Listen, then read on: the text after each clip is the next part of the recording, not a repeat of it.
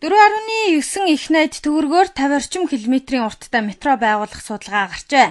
Хэвтээ болон босоод инхлэх зам барих шаардлагатай байгааг Бүгд найрамдах Солонгос улсын Сүсонг инженеринг компани төмөр замын хэлцээхэн хэллээ. За судалгааны дүнд Улаанбаатар хотод бага аврын метро тохиромжтой гэсэн дүн гарсан байна. Энэ метрон тээвэрлэх хүчин чадал сайтай, барилгын ажлын өртөг хямд, технологи нэвтрүүлэхэд хялбаргээд давуу тал их байдаг юм байна.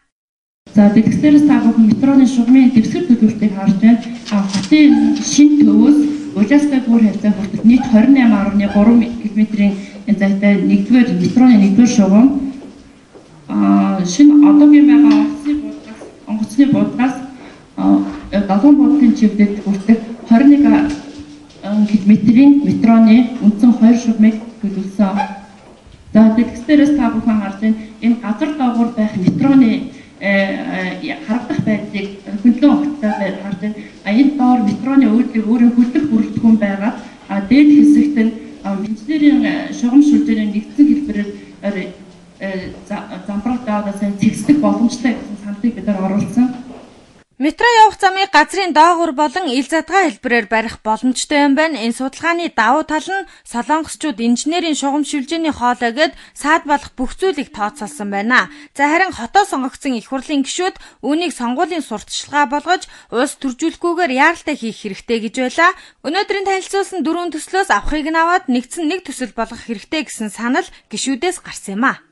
Энийг шийдэхийн тулд одоо хэрэгтэй гэхийн тулд юуны өмнө техникийн засгийн үндэслэл хэрэгтэй байна. Энэ дөрвөн төслийг хамтруулаад орчуулахын аваад нийлүүлж болохын нийлүүлээд нийт үзүүлэлт нь бидний шийдэл одоо яриад байгаа бол асуу. Авийн өмнө энэ нийтийн дээр төвжирлийн асуу. Би тогтоодог байна. Тэгээд өмнөхөр дараа маш урт хугацаанд энэ тээжиг болсон. Тэр метроных дээр зөвхөн тээжиг болсон 2 жил гэж байна шүү дээ. Энэ бол арай одоо бидний өссөн хүлээж байгаа үр дүн хүлээлтэнд таарахгүй байна. Тийм учраас энийг байнгаар нь хугацааг нь шахаад ерөөсөө мөнгөө ямар ч байсан бид нар бос нэг их хурлын тогтоол батлуулъя. Тэгээд яаж болох нь бол бид магадгүй Дэлхийн банкны 29 сая долларын зээл дотроос бид нар төслийг нь авах гэж наад. Тэгээд ийм болцоонууд зөндөө байгаа байхгүй юу?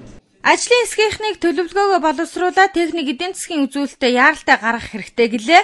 Мөн эх онд дээрх төслөө бичгээр боловсруулаад засгийн газарт өргөн барихыг зөвлөлөө. Энэ мэтээр эхлүүлсэн ажлаа яаравчилж чадвал хотын замын төвжирлийг арилгах боломж нэг шатаар ахина гэж гишүүд үзэж байна. Батцэг Батбаатар нар мэдээллээ.